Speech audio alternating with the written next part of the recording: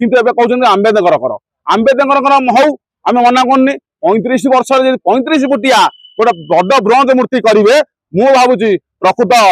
तांका प्रति सम्मान हम 35 वर्ष 35 फुटिया ब्रोंज मूर्ति जदि आंबेडकर से 8 गड़े स्थापन करा मु भावुची आंबेडकर को प्रकृत सम्मान दिया ये तो काली देखिए 8गड़ रे बी आर आंबेडकर जन्मदिन पालन होता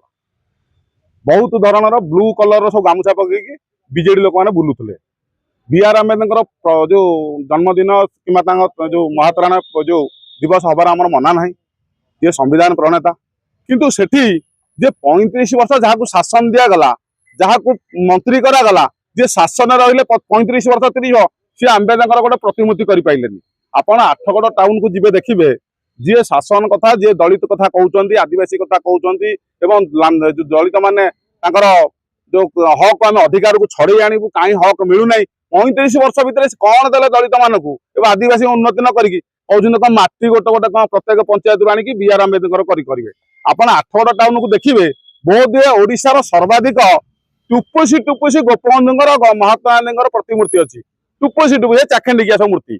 कौन गोटे 35 जन शासन कले कौन महापुरुष नुह एवं जी समाजर संपादक जी 8गड़ माटी जन्मित तांकर गोटे प्रतिमूर्ति भी नहीं पूर्व मुख्यमंत्री जानकी पट्टनायक ना किंतु एबे कहउछन्ति आंबेडकर कर आंबेडकर हौ आमे मना करनी 35 वर्ष 35 फुटिया गोटे बड़ ब्रोंज मूर्ति करेंगे मु भावुची प्रकृत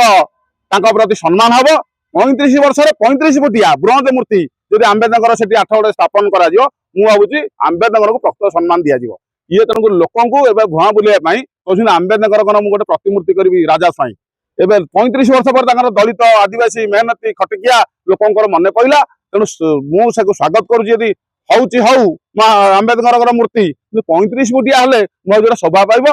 कथार दम रही।